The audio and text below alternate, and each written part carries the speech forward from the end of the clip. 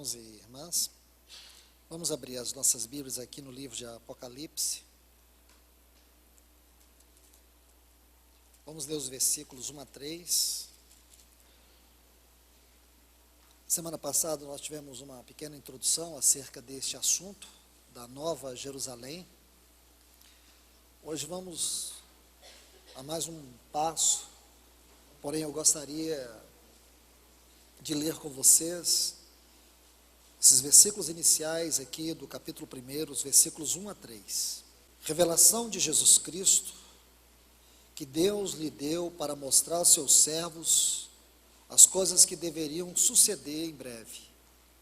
E deu a entender, enviando por meio do seu anjo, a seu servo João, que deu testemunho das palavras de Deus e de Jesus Cristo, e de todas as coisas que viu. Bem-aventurado aqueles que leem e os que ouvem as palavras dessa profecia e guardam as coisas escritas nela, porque o tempo está próximo. Vamos orar. Pai amado, no nome de Jesus, o teu grande, soberano e eterno Filho, é neste majestoso e santo nome que nós oramos aqui nessa noite. Pedimos a tua santa misericórdia, pedimos a tua infinita graça, pedimos do teu poder, para que teu Espírito venha operar em nós a vida e a realidade da tua palavra. Pai, nós estamos aqui debaixo do teu santo nome, necessitados de sermos alimentados de ti mesmo. Abre os teus céus, derrama o teu maná divino para dentro de nós, Senhor, e que ele venha por meio da vida da tua palavra, porque tudo que nós necessitamos, Senhor, é de ti mesmo, da tua vida. Nós temos fome e sede de ti, Senhor. Dá-nos mais de ti nesta noite, Senhor. Que a tua misericórdia e tua graça reine sobre esse tempo da tua palavra. É o que nós te clamamos, em nome do teu Filho Jesus. Amém. Meus irmãos e irmãs, nós vamos estudar durante algum tempo, à medida que o Senhor nos permitir, sobre o assunto da Nova Jerusalém. O tema é esse mesmo, a Nova Jerusalém, uma cidade nupcial. Na semana passada, nós vimos algumas passagens com respeito a este assunto. Porém, hoje, eu quero me deter um pouco sobre esses 3 versículos, porque eles são importantes para que nós entendamos o assunto da Nova Jerusalém aqui no capítulo 21 e 22 de Apocalipse. Apenas relembrando a vocês os textos que nós lemos. No capítulo 21, João diz assim, a partir do versículo 1: Vi um novo céu, uma nova terra, porque o primeiro céu e a primeira terra desapareceram, e o mar já não existe mais. Eu, João, agora observe, vi a santa cidade, a Nova Jerusalém, descer do céu, da parte de Deus. Agora observe essa outra frase: preparada como uma noiva. Então a santa cidade, ela desceu do céu preparada como uma noiva, adornada para seu esposo. Ouvi uma grande voz procedente do céu que dizia: eis aqui, isto é, aquela santa cidade, preparada como uma noiva, é o tabernáculo de Deus com os homens. Se a gente puder sublinhar essas frases: uma santa cidade, preparada como uma noiva, adornada para seu esposo, o tabernáculo de Deus com os homens. Aí a frase seguinte: ele morará com eles. Depois, no versículo 9, diz: veio então a mim um dos 7 anjos que tinha as 7 taças, cheias das últimas 7 pragas, e falou comigo: vem aqui, e eu te mostrarei a noiva, a esposa do Cordeiro. E em espírito levou-me até um monte grande e alto, e me mostrou a grande cidade santa, a Nova Jerusalém que descia da parte de Deus. Por isso, essa cidade é uma cidade nupcial. E este será o nosso assunto, enquanto o Senhor permitir. Mas hoje, irmãos, irmãs, eu quero que vocês observem alguns pontos sobre estes textos que nós acabamos de ler inicialmente, os versículos 1 a 13, Apocalipse capítulo 1. Quando você estuda o livro de Apocalipse, você precisa compreender algumas questões fundamentais. À medida que você for estudando este livro, você precisa se dar conta especialmente do que diz aqui no versículo 1. Primeiro ponto, este livro é a revelação de Jesus Cristo. O que isso quer nos dizer, irmãos? Este é o primeiro ponto para você estudar um livro de Apocalipse. Este livro é a revelação de Jesus Cristo. Talvez nós temos, durante muito tempo, ouvido as pessoas dizer que este livro é um livro de profecias. Este livro é um livro cheio de símbolos, tipos que às vezes nós não sabemos nem explicar. Outros dizem que este livro é um livro que cada um tem uma ideia sobre ele. Essas são as mentiras que o diabo contou. E muitos acreditaram. Quando você estudar esse livro, saiba que este livro é a revelação da pessoa e obra do Filho de Deus. Sabe o que isso quer dizer para nós? Que Jesus Cristo, o Filho de Deus, é a chave que abre todas as revelações deste livro. Se você quer conhecer esse livro, conheça esta pessoa. Se você quer entender este livro, conheça a obra desta pessoa. Porque se você conhecer a obra dessa pessoa, se você conhecer essa santa pessoa, você vai conhecer este livro. Porque este livro é o testemunho dele. Este livro fala dele, fala da obra dele, fala da sua pessoa. Ele está em todos os lugares deste livro. Existem coisas, irmãos, que não há uma unanimidade. E por que que não há? Porque nem mesmo Deus quisera que houvesse unanimidade sobre isso. Por quê? Deus gosta de confusão? Não. Deus não gosta de confusão e nem tampouco de especulação. Mas Deus, sabendo da nossa fraqueza, sabendo de todos os perigos que incorre a nossa mente, a nossa alma, Deus nos guardou de certas coisas. Como, por exemplo, alguns dizem que a igreja não vai passar pela grande tribulação. Outros dizem que a igreja vai passar pela grande tribulação. Outros dizem que ela pode ser arrebatada dentro da própria grande tribulação. Não existe uma unanimidade sobre este assunto. E por que que não existe, irmãos? Por que que Deus não foi específico, não foi claro? Porque isto, irmãos, não é ponto vital. Porque o ponto vital não é se vamos antes, se vamos durante ou se vamos depois. O ponto vital é se nós vamos. Entende? Muitos dos nossos irmãos já partiram com o Senhor, já foram antes de nós. O importante, irmãos, não é se é antes, durante ou depois. Importante, em primeiro lugar, é você ter convicção que você vai. Se você vai antes, graças ao Senhor. Se você vai passar pela grande tribulação, graças ao Senhor. Então louve o Senhor e tenha uma vida digna do Senhor. Isso é mais importante. Ao período do milênio, vai ser 1000 anos? Não, não vai ser 1000 anos. Alguns dizem que é 1000 anos, outros dizem que esse número é figurado. O que importa? Importa para você? Se é 1000 anos? Se é 100 anos? Não importa. Não importa. O Senhor não... Irmãos, em Apocalipse, existe toda estas questões dos símbolos, dos números.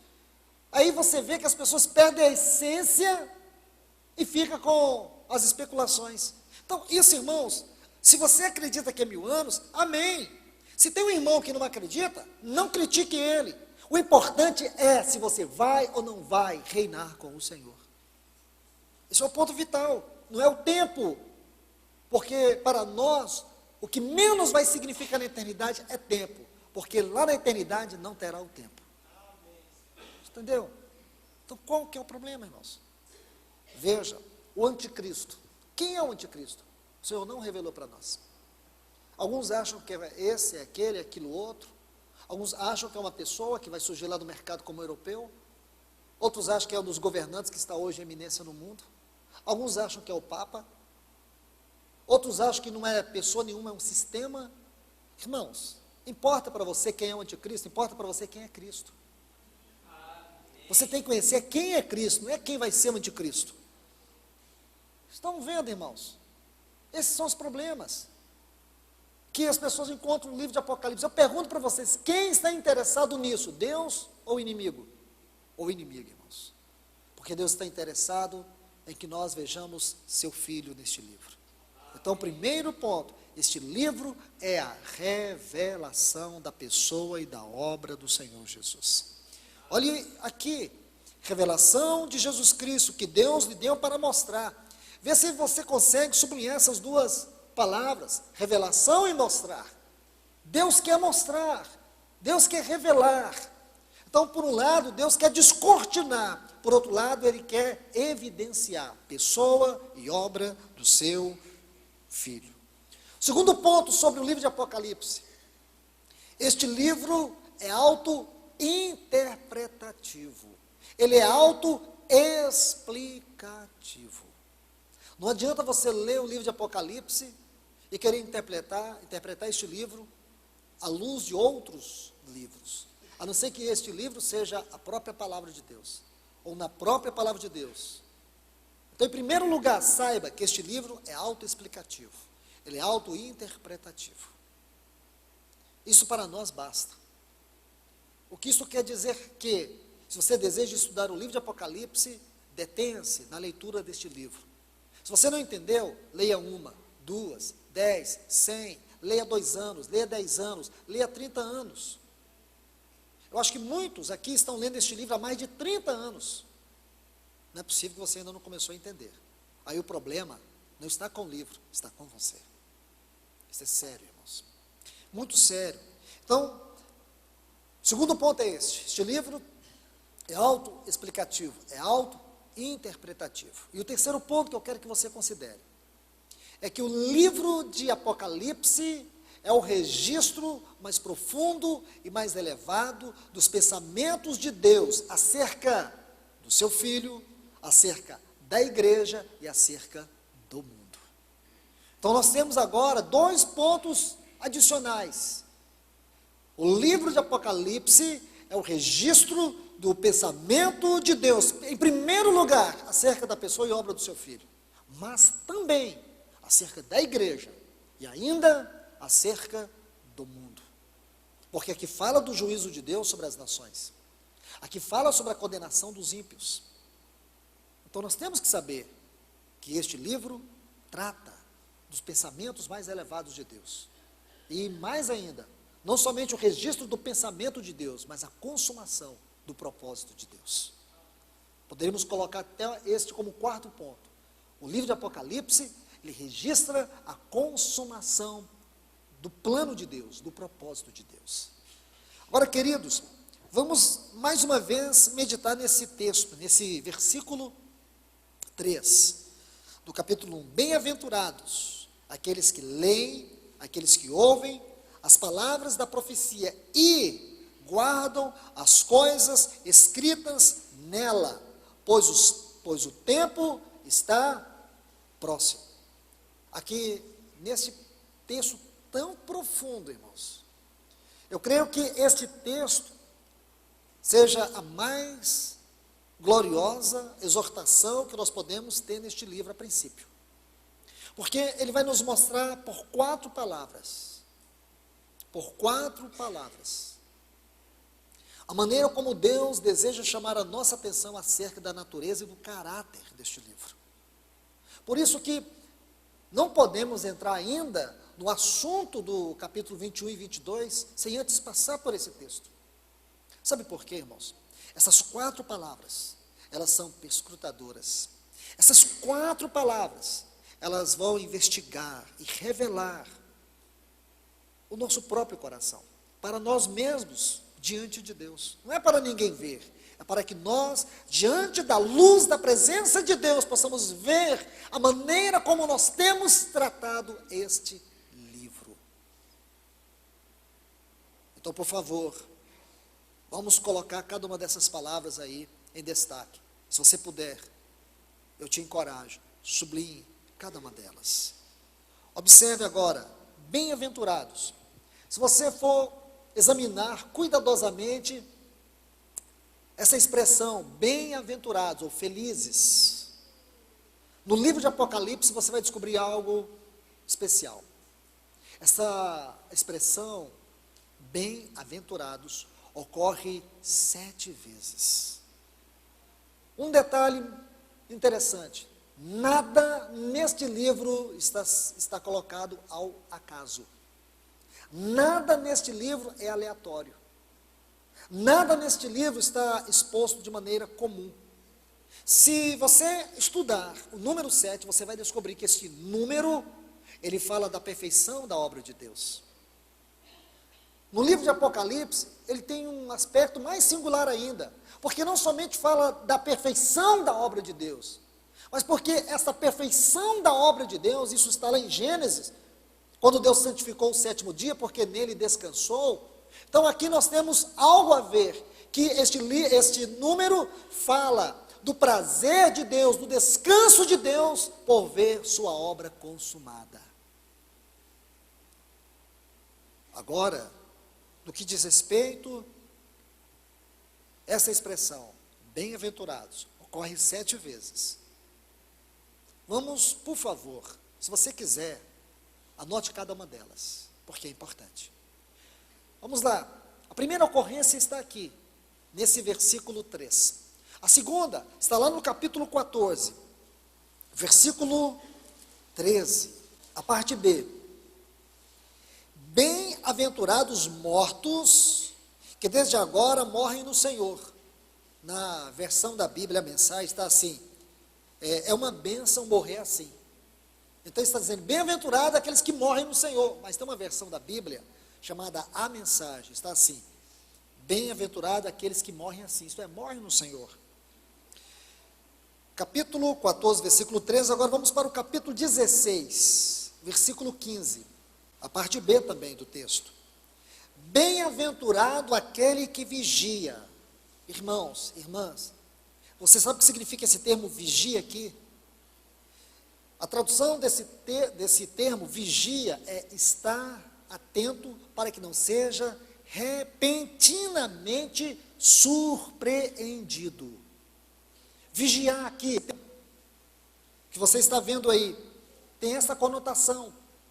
Está atento para que você não seja repentinamente surpreendido. E essa definição, ela é uma tônica muito forte dentro do livro de Apocalipse, em outros textos e em outros contextos também. Porque o Senhor nos adverte, em vários lugares, no livro de Apocalipse, sobre essa questão de nós vigiarmos, não sermos descuidados, para que não venhamos perder a hora da vinda do Senhor. É um chamado solene, é uma advertência solene. Então, por favor, olha o que diz, bem-aventurado aquele que vigia e guarda as suas vestes. Vestes aqui fala de conduta, fala de caráter, conduta moral, de nu. Olha esta frase, ande nu. A tradução dessa frase, ande nu, significa andar correndo em desespero e envergonhado. Irmãos, guarde isso aí. Vê se você consegue escrever isso. Essa frase, ande nu, qual a tradução dela? Andar correndo em desespero e envergonhado. Isto é, aqueles que não vigiarem, aqueles que forem surpreendidos na vinda do Senhor, eles correrão envergonhados, eles correrão angustiados. Então o Senhor está dizendo isso para nós. Bem-aventurado, irmãos. Bem-aventurado somos nós, se estivermos atentos, para que não venhamos ser surpreendidos na vida do Senhor, e consequentemente, irmãos, precisamos guardar as nossas vestes. Como que nós podemos vigiar? Qual é a palavra que vai definir esse vigiar? Vigiar é guardar nossa conduta, guardar nossa vida, nos guardar em santidade e consagração. Compreende aí, irmãos? Está bem claro o texto. E diz, e não veja a sua vergonha. Vamos para o capítulo 19, o versículo 9. O anjo me disse, escreve: bem-aventurado aqueles que são chamados à ceia das bodas do Cordeiro. Que chamado, hein, irmãos? Que chamado! Nós fomos chamados para a ceia, para bodas do Cordeiro. Bem-aventurado somos. Capítulo 20, versículo 6. Bem-aventurado é aquele que tem parte na primeira ressurreição. A segunda morte não tem poder sobre eles, mas serão sacerdotes de Deus e de Cristo, e reinarão com ele por 1000 anos. Isso aqui diz respeito aos que dormem. Vamos para o capítulo 22, e o versículo 7. Eis que venho logo, bem-aventurado aquele que guarda as palavras da profecia deste livro. E por último, irmãos, aqui no mesmo capítulo, versículo 14. Bem-aventurados que lavam suas vestes, bem-aventurados que lavam suas vestes no sangue do Cordeiro. Então, irmãos e irmãs, após lermos todos esses textos, nós temos que aprender algumas coisas. Primeiro, essa expressão, bem-aventurados, ocorre 7 vezes. Fala da perfeição e da satisfação de Deus. Qual é a primeira lição que nós temos aqui? Se nós somos bem-aventurados, se nós temos convicção, se o Espírito de Deus, que habita em nós, ele dá testemunho que nós somos bem-aventurados, então a nossa vida, ela é para o prazer e para a satisfação de Deus. Ou então, o que significa ser bem-aventurado? Bem-aventurado é aquele que é o prazer e a satisfação de Deus na terra hoje. Você sabe por quê? Vou te dizer algo. Irmãos, se vocês puderem, quando chegarem em casa, leiam todos esses textos que nós acabamos de ler. Todos eles. E vocês vão descobrir um segredo muito especial. Você vai ver que todos os verbos aqui se encontram no presente. Escute, isso é especial, isso é importante. Os verbos em todos esses textos se encontram no presente. Não é para o futuro. Por quê? Porque esses textos diz respeito a todos nós que estamos vivendo a iminência da volta do Senhor Jesus. Irmãos, deixa eu colocar um ponto adicional aqui. Sabemos que a Bíblia é a palavra de Deus. Sabemos que a Bíblia está sendo, este livro está sendo estudada, lida há quase 2000 anos. Os cristãos têm tocado a vida desta palavra. Mas nenhuma geração, não houve nenhuma geração, mas nenhuma geração mesmo, irmãos, que pode ler um livro de Apocalipse e pode sentir maior alegria do que nós. Vocês entenderam o que eu disse? Nenhuma geração pode ler este livro e sentir o que eu e você podemos sentir, porque estas bem-aventuranças diz respeito a nós, especialmente nós que estamos aqui e viveremos, estamos vivendo e viveremos aquele grande dia. Graças ao Senhor, irmãos, graças ao Senhor. É algo que nenhuma geração pode viver, nenhuma geração pode sentir. Você sabe muito bem que faltam apenas 20 profecias para se cumprir. 20 profecias para se cumprir. Nós já estudamos essas profecias aqui. Só faltam 20. Isso é glorioso demais. Não creio, irmãos, não creio. Talvez alguns de nós, talvez eu e outros aqui, podemos até ser recolhidos antes, mas eu não creio que a volta do Senhor será para a próxima geração. O Senhor está voltando. O Senhor está às portas. Se eu e você temos essa convicção, quando a gente lê esses textos, não tem como o nosso espírito saltar de gozo e de alegria, e saber que o Espírito Santo está dizendo, foi para vocês que eu escrevi isso. Vocês são esses bem-aventurados. Vocês são estes felizes que estão agora vivendo esse tempo, vivendo esta geração. São vocês que precisam saber que vocês foram chamados para as bodas do Cordeiro. Todos os santos, em toda a história da igreja, também são, mas isso para nós hoje tem um aspecto singular, um aspecto muito especial. Vocês são esses bem-aventurados. Irmãos, este é um outro ponto que eu quero que vocês observem. Todos esses textos estão aqui, no presente, ou os verbos estão no presente. E eles tocam a nossa vida cristã agora. Outra expressão que eu quero que vocês considerem, aí no versículo 3. Diz, bem-aventurado aqueles que leem. Olha aí, leem. A tradução desta palavra é conhecer acuradamente, discernir. Significa ler com discernimento. Está vendo aí? Bem-aventurados os que leem. Irmãos, irmãs, por favor, considere esta palavra. Ler com discernimento. Não leia com um espírito investigativo. Não procure ler este livro com o coração cheio de dúvidas e especulações. Leia de maneira simples. Leia ouvindo o Senhor falar a você. Leia totalmente desarmado. Leia e procure ter discernimento, porque à medida que você tiver discernimento, o Espírito vai te dar revelação. E quando você tiver discernimento, o Espírito te der revelação, você vai ver a aplicação desse livro, especialmente na sua vida. Por isso essa palavra é tão especial.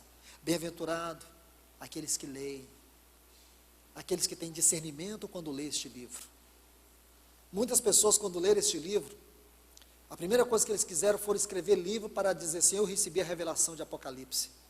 Muitos escritos, livros, você pode perceber a arrogância dos seus escritores. É como se eles fossem os primeiros a ter revelação. Não existe nada novo nesse livro, porque o que está sendo colocado nesse livro, ao longo de toda a Bíblia, já nos foi ensinado. Aqui só está a consumação de toda a palavra de Deus, de toda a profecia, está aqui neste grandioso livro. Por isso, essa palavra tem o seu lugar tão especial. Ler com discernimento. Não somente isso, ele diz, bem-aventurados os que leem e os que ouvem. Aqui outra palavra importante. Este ouvir aqui tem um aspecto muito especial. Significa, considere o que está sendo dito. Considere o que está sendo dito nesse livro. Irmãos, vê se você compreende isso. A questão aqui não é compreender o que está sendo ou o que está escrito, mas é o que o Espírito está dizendo neste livro. O Espírito está dizendo algo a mim, está dizendo algo a você de maneira pessoal. Ele também está dizendo algo à igreja de maneira coletiva, congregacional. Então ouça, considere, perceba o sentido, procure descobrir, procure compreender. Não é simplesmente ficar com o coração cheio de dúvidas. Procure ouvir, procure discernir, procure compreender, porque o Espírito vai falar a você. Ouça o que Ele tem a te dizer. Infelizmente, muitos irmãos se colocaram na frente da profecia e saíram marcando a volta do Senhor, saindo dando nome à coisa, a isso e aquilo. Esse não é o caminho, irmãos.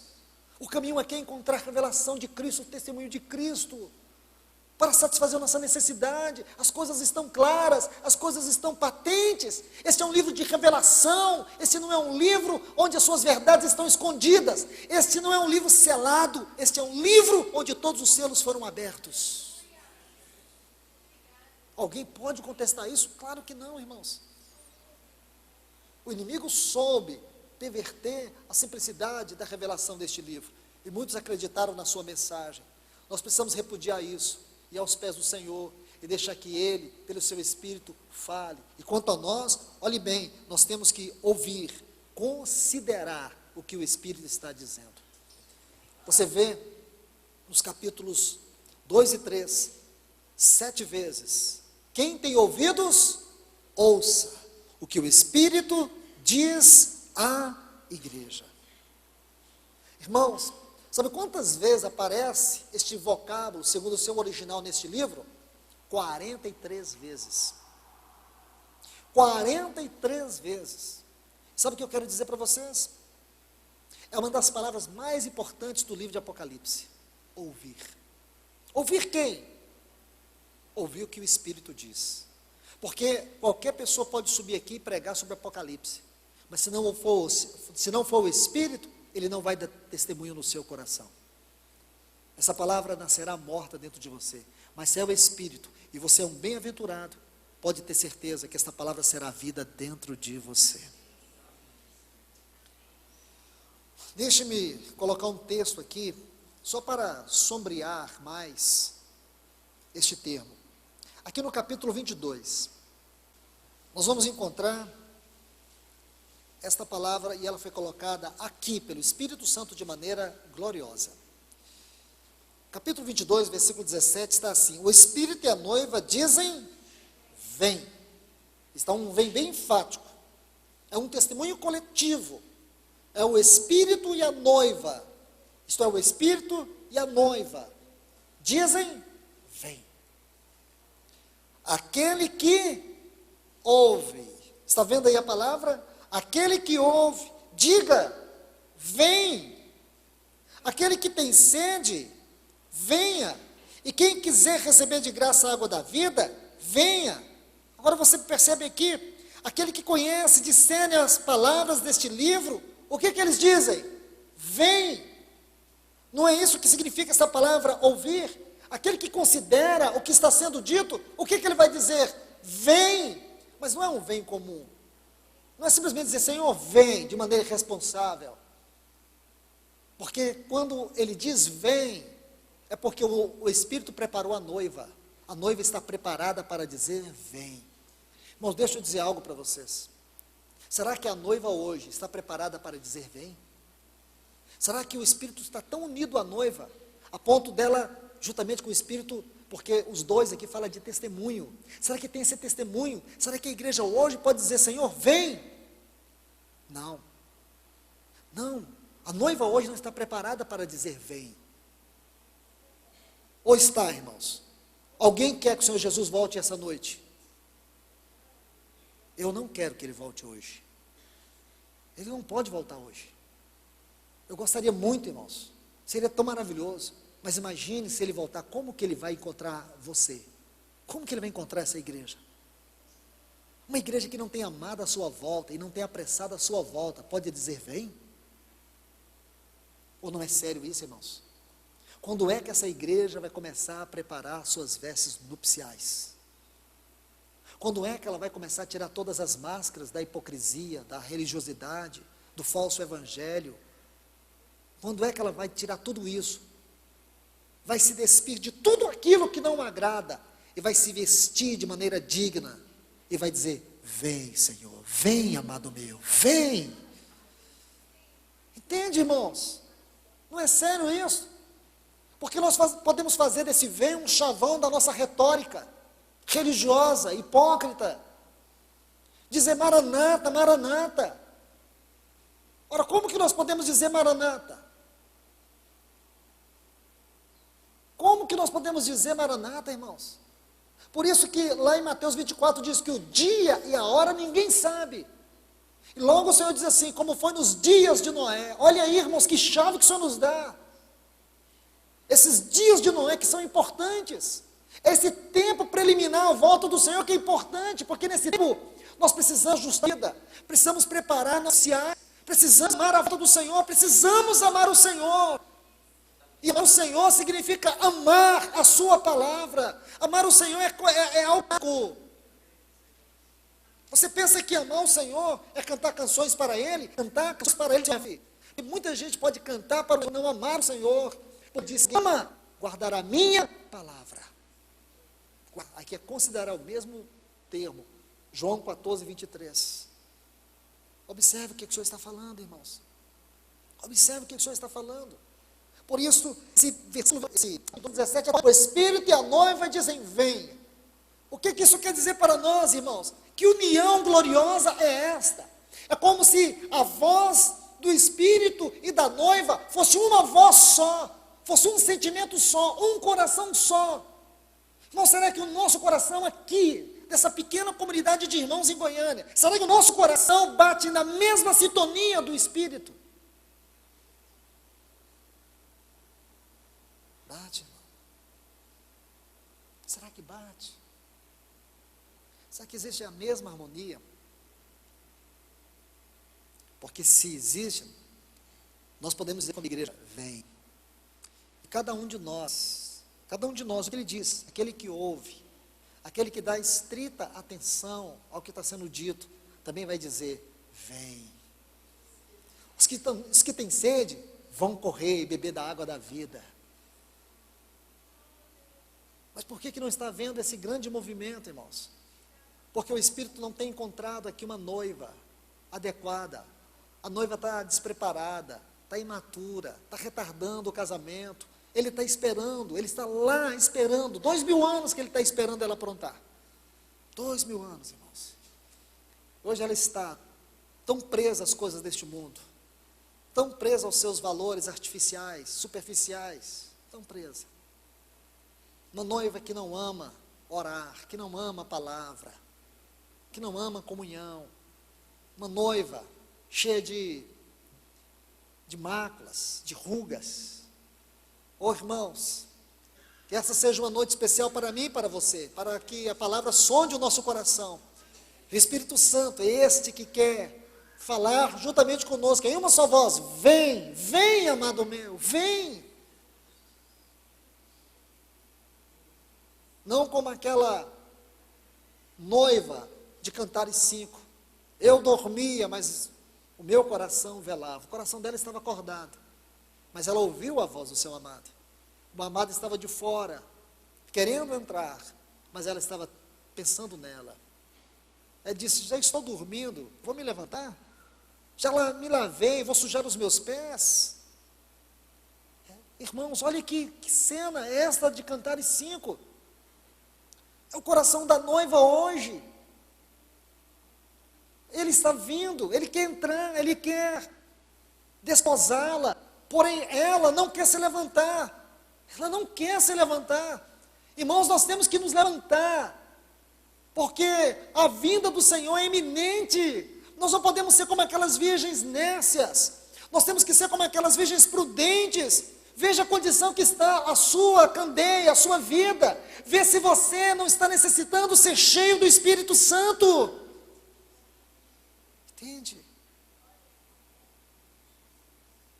Entende, irmãos? Nós precisamos considerar tudo isso aos pés do Senhor. Aquele que ouve e diga, vem. Por isso esse texto precisa ser lido com muito cuidado, porque nós podemos torná-lo tão simples, perdendo o seu conteúdo e a sua essência. E diz, vem, aquele que ouve, aquele que considera, aquele que ama e apressa a volta do Senhor. Vamos para a última palavra aqui, e diz, bem-aventurado, felizes, aqueles que leem, aqueles que ouvem, aqueles que guardam, né? Aquele que guarda. Esse é outro termo tão especial dentro do contexto desse livro. Fala de um cuidado atento. Atender cuidadosamente. Essa é a tradução. Atender cuidadosamente. É uma outra palavra importantíssima nesse livro. Muito importante, irmãos. Precisamos examinar com muito cuidado algumas de suas ocorrências, porque se você estuda esta palavra no livro de Apocalipse, examinando cada uma das suas ocorrências, vocês vão ver que é muito interessante isto. Quase todas elas haverá uma solene advertência para nós. Por isso esta palavra guarda, esta palavra que o Espírito Santo colocou aqui neste livro, ela tem uma tônica muito forte para a nossa vida. Por favor, vamos aqui em Apocalipse capítulo 3, para a gente estudar um pouco o sentido dela. Apocalipse 3:3. Lembra-te, pois, como recebestes e ouvistes. Está vendo aí, irmãos? Dentro do mesmo contexto daquilo que está sendo falado no versículo 3 do capítulo 1. Guarda-o. Aqui está a palavra. Guarda-o. Está vendo, irmãos? Guarda. Dê estrita atenção. Seja cuidadoso. Atenda cuidadosamente e arrepende-te, pois senão vigiares. Quero que você observe, irmãos, essa palavra guardam e vigiares, você precisa estudá-las juntas, elas formam um quadro só dentro desse versículo, elas estão dispostas aí, dentro do mesmo fundamento da aplicação.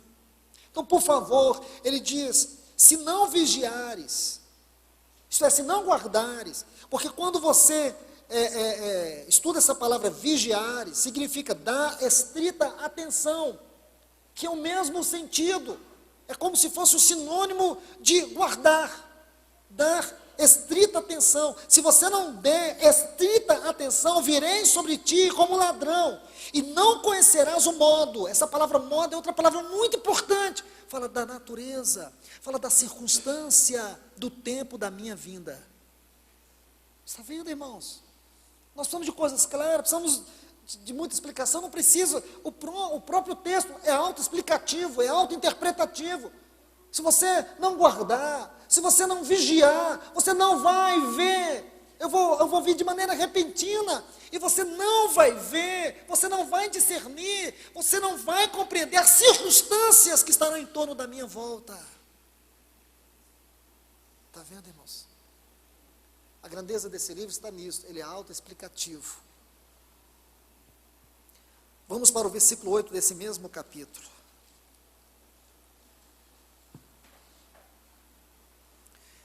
Diz, eu conheço as tuas obras.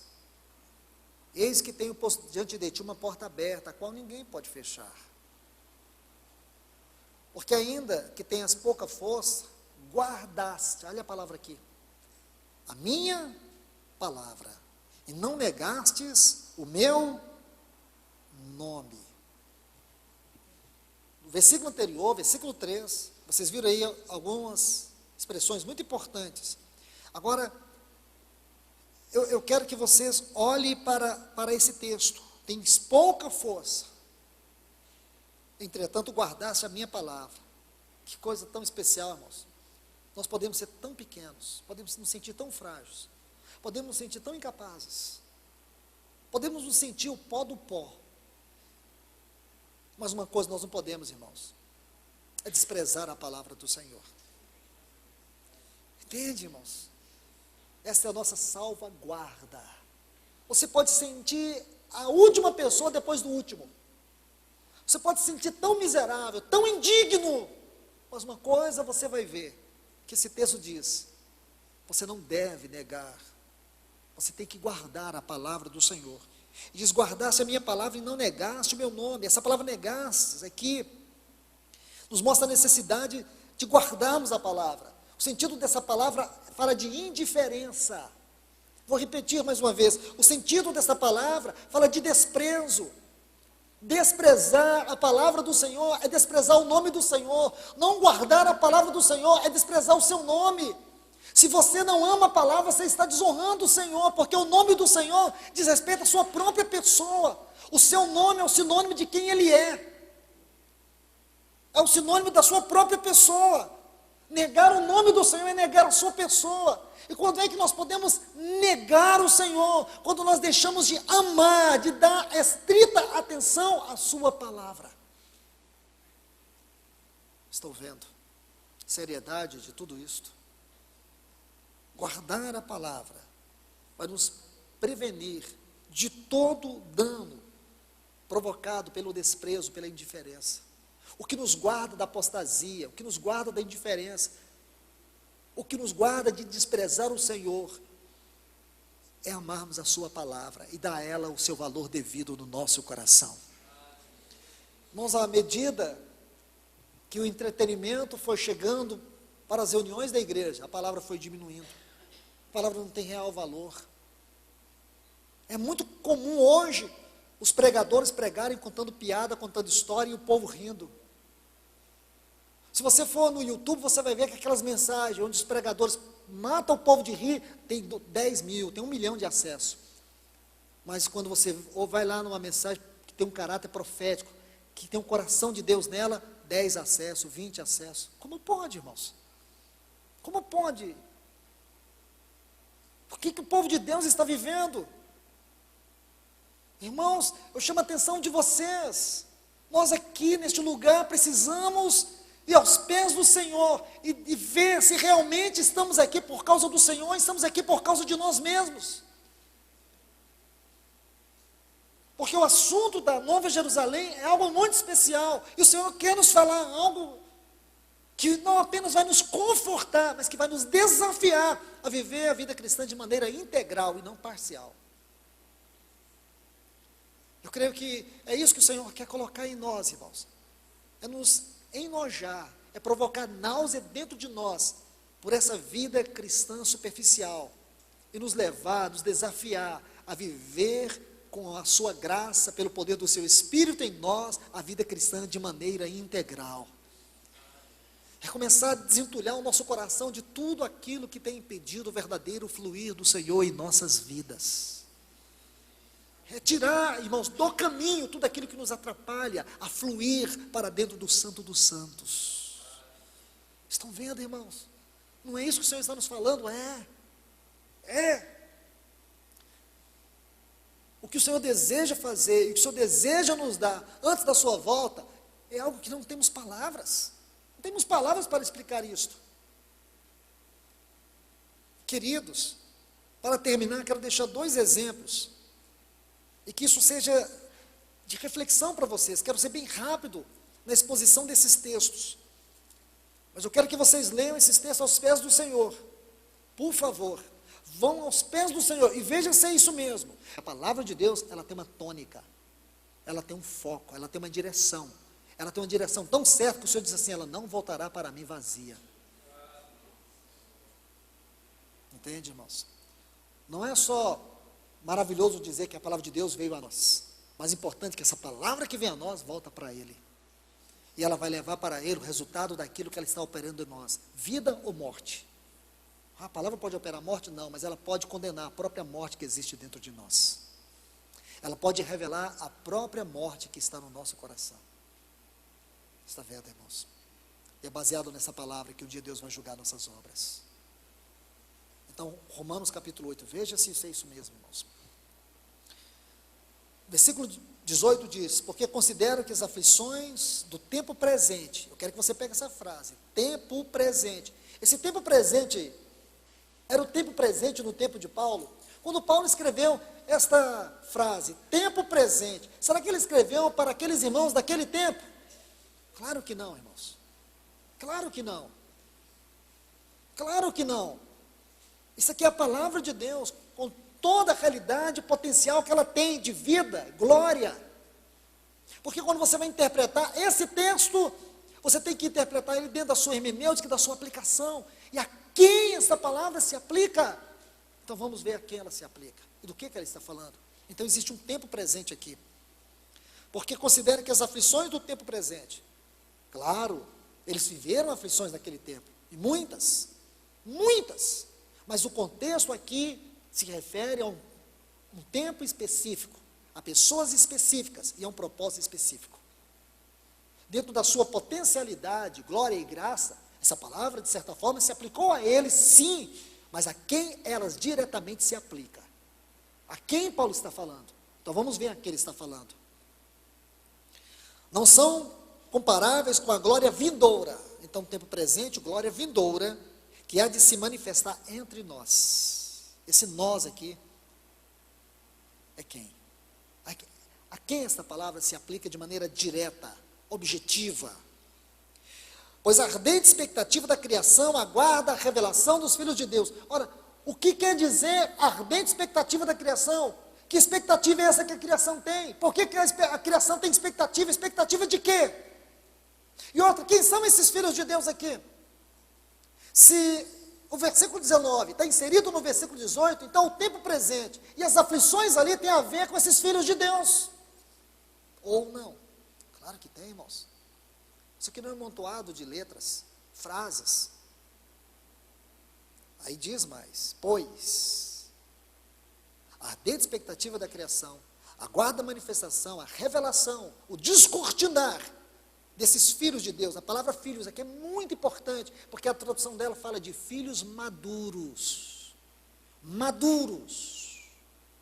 Porquanto, essa expressãozinha, se você puder sublinhar ela, por favor, faça isso que vai te ajudar. Ela é uma cláusula conclusiva. O que quer dizer? Que ele vai concluir a sua sentença. Ele diz: porquanto a criação ficou sujeita à vaidade, isto é, ela ficou sujeita por quê? Vaidade de quê? A palavra vaidade aqui é nula, sem objetivo. Perdeu o seu objetivo, perdeu o seu sentido. Como perdeu o seu sentido? Estude Gênesis 1, 2 e 3. Veja por que Deus criou todas as coisas, toda a criação. Veja o que aconteceu com a criação após a queda. Deus colocou o homem para reinar, para dominar. Os peixes do mar, as aves dos céus, os répteis da terra. Agora esse homem não pode mais reinar. E quem foi que estabeleceu um reino aqui de principados, potestades, dominadores e hostes espirituais? Satanás. Por quê? Ele disse para o Senhor Jesus, quando ele mostrou os reinos deste mundo, lá em Lucas 4, Mateus 4, ele disse: tudo me foi entregue. Como foi entregue, irmãos? Quem foi que fez isso? Olhe bem. Porquanto a criação ficou sujeita à vaidade, perdeu o seu sentido, ela está nula, não por sua própria vontade, agora observe, mas por causa daquele que a sujeitou. Quem foi que sujeitou a criação a essa situação de vaidade, de falta de objetividade, de propósito? Versículo 17 do capítulo 3 do livro de Gênesis, Adão. Deus diz assim: maldita será a terra por tua causa. Vê, irmãos. Então você está lendo tudo isso.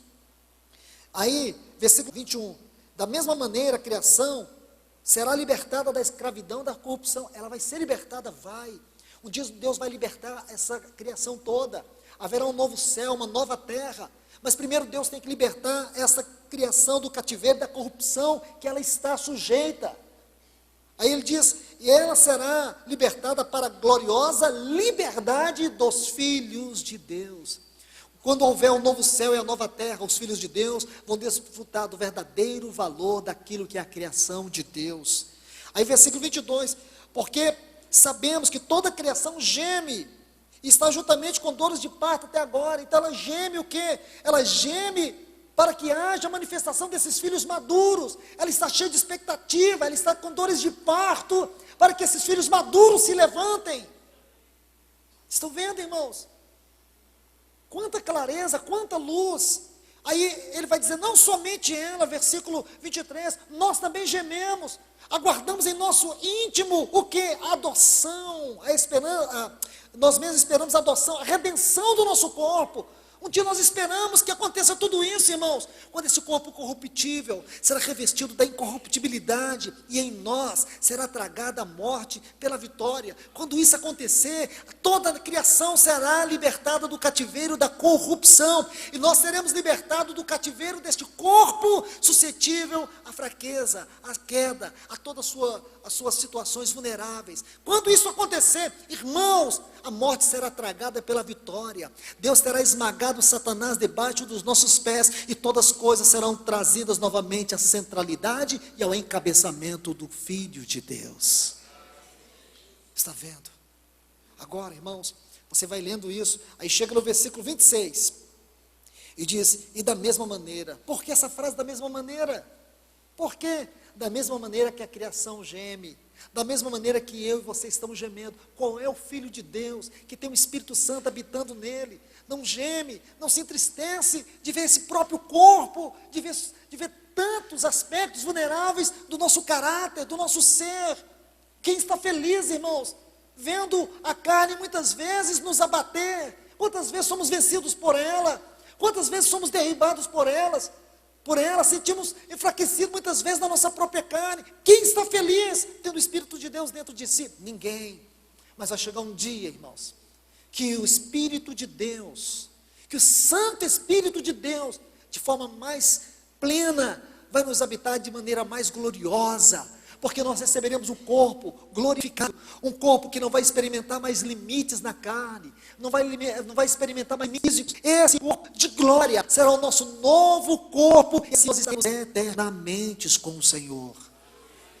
Agora, irmãos, diz da mesma maneira, criação geme, aguardando sua libertação e a manifestação dos filhos de Deus, da maneira que geme o nosso corpo, aguardando a redenção deste corpo. E diz da mesma maneira, também o Espírito ajuda, a palavra ajuda aqui é pega firme em nossas fraquezas. Porque o que havemos de pedir como convém, não sabemos como esse texto tem sido vilipendiado. O que significa essa oração aqui, irmãos? O que ele quer dizer? Será que esse texto aqui está fora desse contexto? Será que é um texto aí, que é um parêntese? Não é, irmãos, ele está dentro do contexto. Então o que o Senhor está dizendo? Nós não sabemos orar como convém. Nós precisamos do Espírito nos ajudar e pegar firme conosco. Essa palavra ajuda é firme, porque nós precisamos orar de acordo com a mente do Espírito Santo. E qual é a mente do Espírito Santo? A mente do Espírito Santo é que um dia esses filhos maduros se levantem na vocação celestial deles, porque será através deles que Deus vai cumprir todas as coisas, vai restaurar toda a natureza do seu cativeiro de corrupção, e vai trazer o Senhor Jesus de volta, o cabeça exaltado. Todas as coisas vai convergir nesse cabeça exaltado, mas Deus fará isso por meio desses filhos maduros. Então o que significa essa oração? Essa oração fala das esferas mais elevadas da nossa vocação celestial. São esses textos, irmãos. Agora você vê, quem somos nós? Que tipo de pessoas são essas que estão sentadas aqui? Quem são vocês? Cada um de nós. Você pode ver, irmãos, como o inimigo tem obscurecido o nosso entendimento, como ele tem nos roubado daquilo que é vital, daquilo que é importante, daquilo que é essencial. Nós precisamos aprender a glorificar a Deus em todas as áreas e esferas da nossa vida, porque os nossos pés podem estar nessa terra, mas o nosso coração tem que estar nos céus, a nossa esperança tem que estar nos céus. Se isso não for um fato em nossa vida, então estamos caminhando a ermo, estamos vivendo a vida cristã de qualquer maneira. Por isso o Senhor deseja nos restaurar, Ele deseja ter filhos maduros, Ele deseja ter uma noiva apropriada para o seu filho, Ele deseja isso, irmãos. Se Ele não alcançar isso aqui em nós, com certeza Ele vai alcançar em outros, mas Ele vai alcançar, porque o seu filho vai voltar, ele vai ter uma noiva à altura do seu caráter. E quanto a nós, como diz aquele texto, correremos envergonhados e desesperados pelas ruas dessa terra. Mas isso não vai acontecer, irmãos, não deixe isso acontecer em nome de Jesus. Não permita que isso aconteça, não deixe isso acontecer, não perca esse momento, irmãos, não perca essa palavra, vá aos pés do Senhor, prostre-se diante do Senhor, clame a Ele misericórdia, peça que o Espírito Santo te encha, peça que Ele te ajude, porque não é ter simplesmente um e dois, é ter todos nós, que estamos aqui ouvindo e recebendo essa palavra.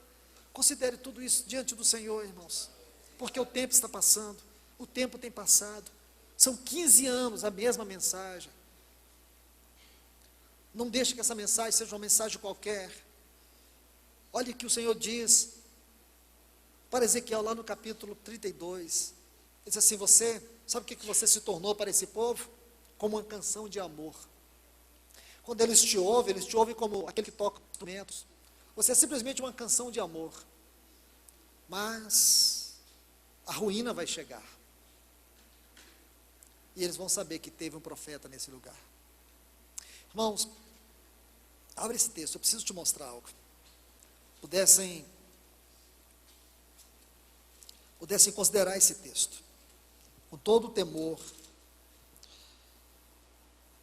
Aliás, é Ezequiel 33. É só algo que eu quero compartilhar com vocês. Ezequiel 33, versículo 32. Olha o que ele diz: eis que tu és para eles como cantor de amores. Em outras versões está assim, como uma canção de amor. Alguém que tem voz agradável e toca bem os instrumentos.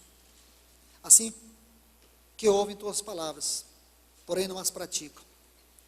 Quando isso vier, e já vem, saberão que houve um profeta entre eles. Eu quero que você entenda, irmãos, essa frase, quando isso vier, está vendo aqui? O Espírito Santo escreveu um capítulo inteiro no livro de Ezequiel só para interpretar essa frase. Só para interpretar essa frase. Se você buscar no hebraico o significado dessa frase, quando isso vier, você vai ver o significado dessa frase aqui no capítulo 7 de Ezequiel. Deixa eu te mostrar rapidamente. Você vai ficar surpreso. Eu vou ler apenas alguns, mas são mais de 10 textos. Só nesse capítulo 7 de Ezequiel, só para interpretar aquela frase. Olha o versículo 2. E tu, ó filho do homem, assim diz o Senhor, a terra de Israel, o fim vem, é essa frase. Então aqui, na minha Bíblia, não está como no original. Então diz assim, quando o fim chegar, quando o fim vier, eles saberão que houve um profeta entre eles. Está vendo, irmãos? Como o Espírito Santo é cuidadoso. Olha o versículo 5, assim diz o Senhor, uma desgraça, eis que vem uma calamidade sem igual. Está vendo essa frase? Eis que vem uma calamidade sem igual, é a mesma frase que está lá no original, daquela frase que nós lemos, no versículo 33, do capítulo 33. Versículo 6, vem o fim, a mesma também. Versículo 7, chega a sentença. Versículo 10, eis que o dia, eis que vem, também a mesma. Versículo 12, o tempo chega, o dia se aproxima. Todas essas frases, se você for lendo aí, você vai ver, só o Senhor para nos ajudar, só Ele, não tem ninguém que possa nos ajudar. Só o Espírito dele pode nos ajudar, somente, e que Ele faça isso, que Ele encontre aqui corações sedentos por Ele, pessoas que estão desejosas pelo Senhor como nunca tiveram, que o Senhor encontre aqui, que Ele triunfe sobre nós.